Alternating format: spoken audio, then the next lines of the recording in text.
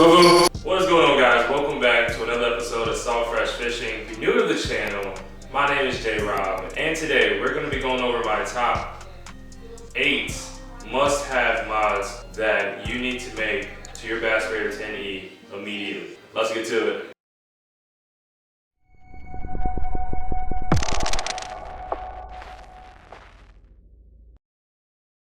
Alright guys, here we are. I'm going to break down my top 8 must-have mods that you need to make to your Bass Raider 10E like yesterday. Very important stuff. I've owned this boat for about 4 months, something like that. And you quickly realize things that you immediately need to make to the boat. When you first get it, it's bare. It's just a hunk of plastic that you need to make your own. So that's what this video is all about. I want to make this video sweet and short, so let's get into number 1.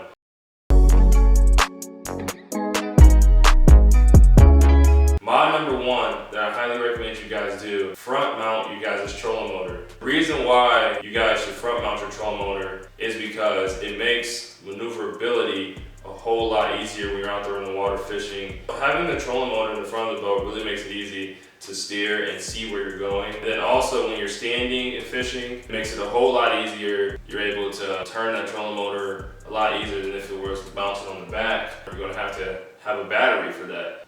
So the best place to mount that battery will be in the back. With these boats, you really need to be thinking about how the weight is distributed. Because the way the weight is distributed, it really affects how the Bass Raider tracks in the water. So number 1, have your trolling motor mounted in the front.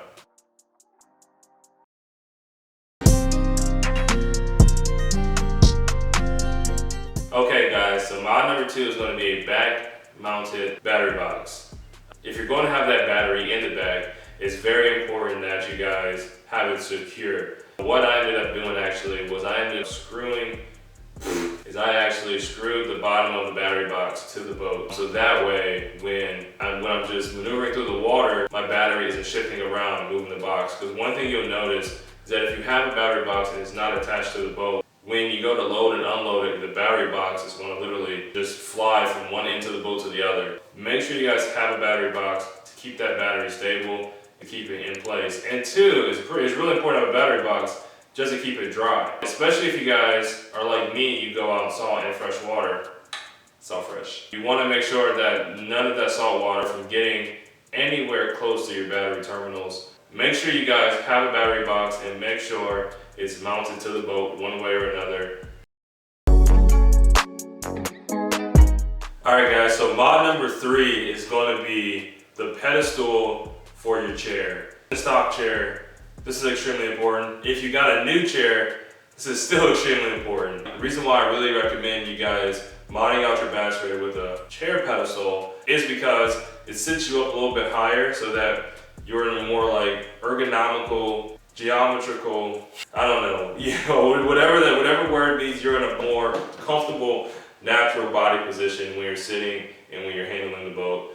If you're, more on that 6 foot, I would say even 5'11" up range, I definitely recommend getting you guys a pedestal. I'll link one down below to one similar so you can just go look at it, see what it looks like. Check that out. I picked mine up at Walmart, I think it was like $14, maybe between $10 and $14.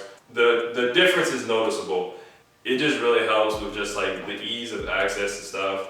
And 2, just like naturally reaching down to grab your rods or grab a drink, grab your tackle box. Definitely recommend you guys go ahead and get you the pedestal for the seat. Currently there's one at Walmart, it's 7 inches. Do not get the adjustable one, it is too high. Trust me, I'm 6'5" and it was too high for me. Stick with the 7-inch one. For me, it's perfect, maybe like a little under perfect, and then for most guys, it's gonna be right in that sweet spot.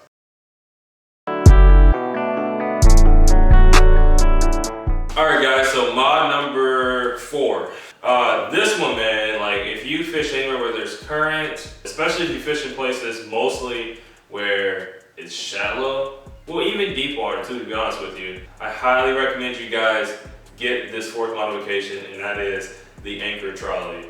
These things right here can really just make fishing so much more enjoyable, especially in this Bass Raider that it does have a tendency to get blown around pretty easily. If there's a lot of wind or if there's current, it can get pushed around easily. If you have an anchor trolley, obviously attached with some kind of either, you know, push it pin, some kind of, or just like any kind of weight, you know, a dumbbell or like an actual boat anchor. I fish a lot of saltwater, and with saltwater, it's really tide-based, it's really current driven, especially here in South Carolina, coastal South Carolina where I live. With the anchor trolley, you can adjust whether you have the anchor in the front or the back, and I highly recommend you build the trolley system on your dominant hand. So I'm right-handed, so I reach out my right hand and I adjust the rope. It's super easy, super simple. If you guys want me to, let me know in the comment section down below. If you want me to make a video how I built mine out, I can tell you, you know, where I got all the parts, what I used, and how I got it to work so well for this specific fishing vessel, because it's very unique. It's not a boat, but it's not a kayak. So if you guys want me to make that video, go ahead and hit that like button. And if you want me to make a video about the anchor trolley, comment anchor trolley down below.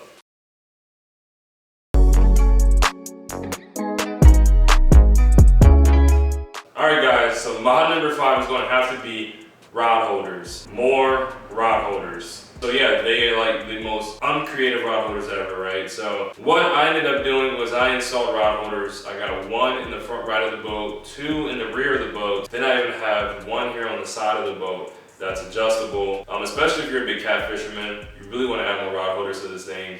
When I'm out catfishing or really scattering, live, cut, whatever, I have places that my rods can sit and wait for that big hit to take. If you only keep the 2 that it comes with, guys, let me tell you, you're gonna be disappointed. You stick your rod in there, the rod literally sticks straight up. It's not designed very well to really try to indicate even like more subtle bites. Get rod holders. I actually purchased a set of 4 off Amazon, and I will link that down below. But this one actually that I mounted to the side of the boat, I actually picked up at Walmart. It was for like $7.88, I think. It's actually an Ozarks trail. I'll even link something like this in the description just so you can go look at it and see what it is. Yeah, so get rod holders. It's definitely gonna make it a lot more fun when you're fishing, when you want to set a bait down in the water.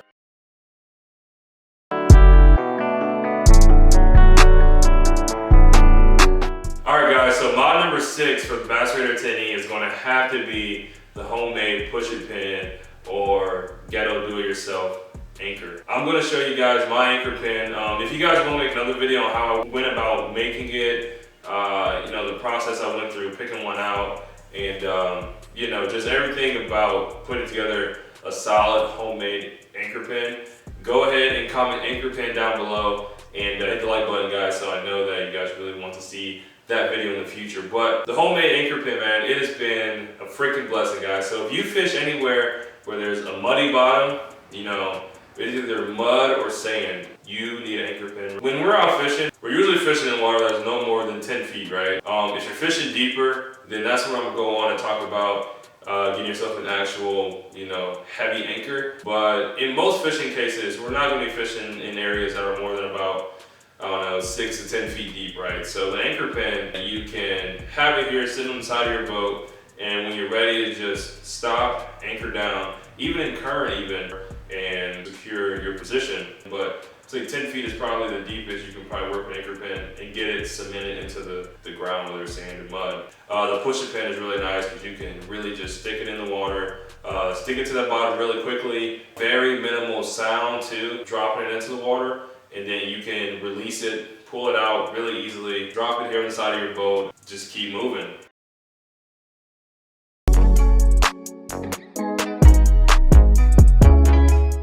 Alright guys, we're freaking winding down this list, but at number 7 is going to be the rod Tiedowns.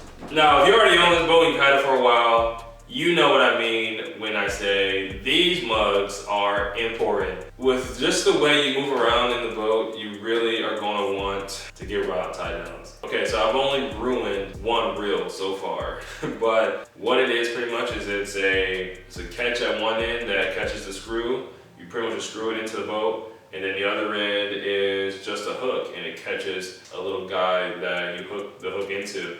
This is like tip of the day from J-Rob, Salt Fresh himself. Do not be afraid to screw into the boat. Not be afraid to, you know, make all of these adjustments, all of these mods to it. You're going to have to make these mods to it, so do not be afraid to put screws in this boat and really deck it out, because I'm going to make a part 2 of this. but because there's more mods that are very, very important and probably should add to this video, but I'll make another one. You're going to want to get rod tie downs. I keep my rods on the left side of my boat to keep it kind of organized because I have all my anchor trolley stuff on the right. So I'll keep my rods on the left. I got the rod tie down to where it goes over right in front of the reels. So it really locks the meaty part of your rod and reel setup in place. And obviously the whole long end of the stick heads towards the back of you. It's not going to move anywhere. And one good thing about having your rods tied down this way, instead of having them up, like a lot of guys will like make a makeshift crate. I'm sure you guys have already seen that a lot. They'll make a crate with rod holders on the sides or the fronts, whatever. You're going to be in very tight quarters. So I found myself underneath trees, bridges, around docks, going up in docks a little bit, going up against the bank with overhanging shrubs and stuff. I've had that happen too. I've broken rod tips.